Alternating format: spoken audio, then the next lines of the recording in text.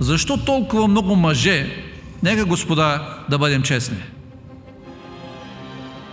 защо толкова мъже считат за несериозно, бих казал лигаво поведение, да кажат: извинявай, аз бърках, аз не бях прав, заяждам се, напразно се заяждам.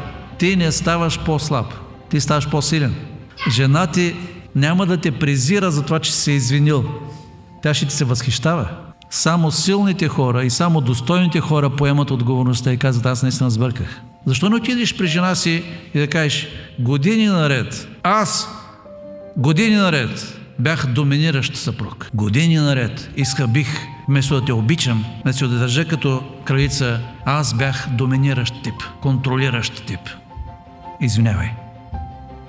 20 години бяхме заедно, 30 години бяхме заедно, 5 години бяхме заедно. Няма да го правя повече. Искам да бъда твой приятел. Искам да бъда твой закрилник.